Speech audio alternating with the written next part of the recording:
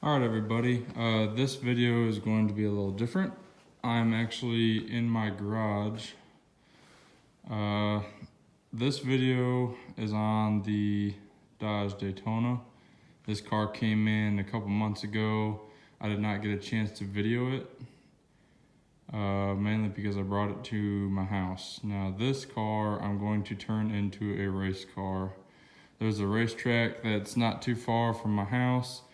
They have something that's called a skid race. And what you have to do on that is have a 4-cylinder front-wheel drive car. They'll put steel wheels on the rear and weld a steel plate on the bottom of it, so you have no traction on the rear of the car and you take it out on a racetrack and race it. That's what I'm going to do with this car. Now this car is should be an 89 Dodge Daytona. I can't really read the tag, but I'm pretty sure it's an 89 Dodge Daytona. And I'm a Dodge guy, so this would work perfect for me. I gotta pull the glass out of it. And right now I'm working on lighting, or making the car lighter. I've pulled the headlights out, but I left the headlight caps on it, or the headlight doors, I guess they'd say. I'm pulling the turn signals. I've already pulled the wiper motor and all the accessories for it. I still have to pull all the glass, the regulators, all the interior out, the rear tail lights, and maybe pull some stuff out of the dash. I don't know how far I'm gonna go with it. This will be the first one I've done. This is what I pulled off so far. Just a bunch of stuff. This car was scrapped out. They brought it across the scale. And this is a 4-cylinder. And it does have a 5-speed transmission, which is one of the reasons why I wanted this car. And you don't really see these every day, so this would be a cool car to do for a skid race. The other thing you have to do is either chain or weld the door shut. So once I pull the glass out of the door and the regulator, I'm gonna go ahead and weld the door shut. And this, I'm actually a pretty big guy. I'm 6'2", so this window opening will be perfect for me to get in and out of. But the other cool thing about this car, it only has 99,000 miles on it. I don't know what's wrong with the car yet. I did put a battery in it. It does spin over good. The oil looks good. There's antifreeze in the radiator. So I'm guessing probably fuel pump or something in that nature. I'm hoping it will be an easy fix, but we'll figure it out.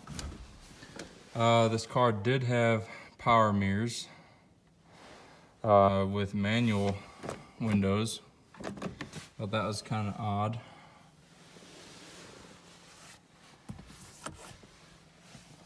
But you'll have your oil gauge, your temp gauge, your speedometer, your tachometer, which looks to be broken, your battery gauge, and your fuel gauge, which is showing half a tank.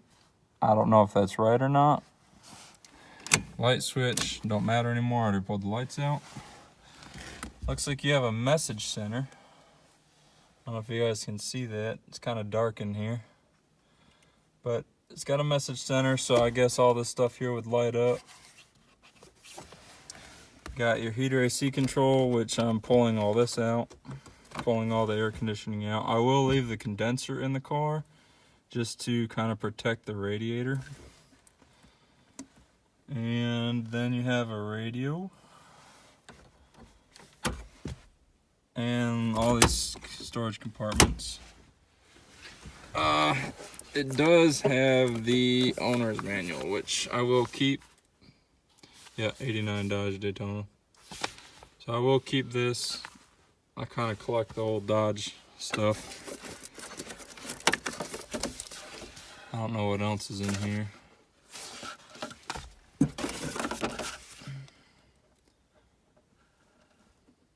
Warranty information. This looks like for the radio. Yep, radio.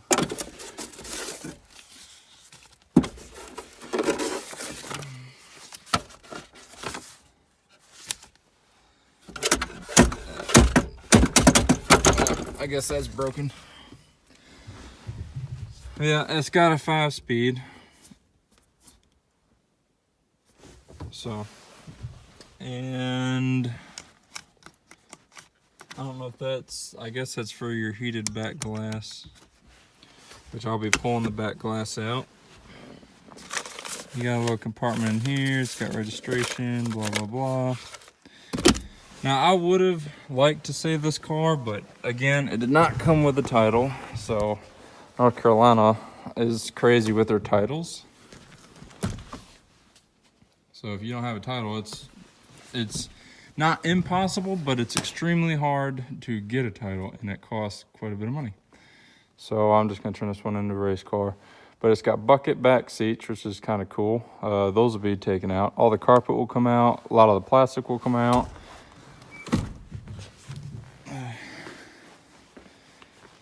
I'm gonna pull the tail lights. Datona. So this is my project for now. I got a lot of projects, but this is one that I need to start working on. So I figured with it being a snow day today, I'll go ahead and start on it. This vehicle was last on the road in 2008, so 10 years. I've already vacuumed a lot of this. Everything under here was just full of pine needles. So I cleaned all the engine bay out so I can pull all this stuff out of it. Looks like it's got an oil sticker. Oh, no. Last it was on the road was 2014. So that's actually even better. But anyway, so I'll be working on this one, getting this one ready for a race. And in the process of working on this one, I also have this one to work on. This is a 2008 Chevy Cobalt. I bought this one at an auction. There's a gentleman I work with. He needs a car, so this is going to be his car. He's looking for a 4-door car, something cheap. So I picked this one up. It's only got 139,000 miles on it, and it's got a 5-speed, which is pretty rare on a Cobalt. Most of them are automatics. Say 139,385. Everything works on this car. The car has been well taken care of. It's very clean in the car. It does have manual windows, manual mirrors, so it's got your little thing here. Manual transmission, just regular heater and AC, no auto control and all that stuff. It's got steel wheels with hubcaps. It looks like they rear-ended a truck or something that sits high. It did not get the frame horns, which is good. This is the reason I bought it. And it also did not deploy any airbags, so this will be an easy fix. I will be working on this one here. I'm gonna try and do a tear down on it today to see what I need.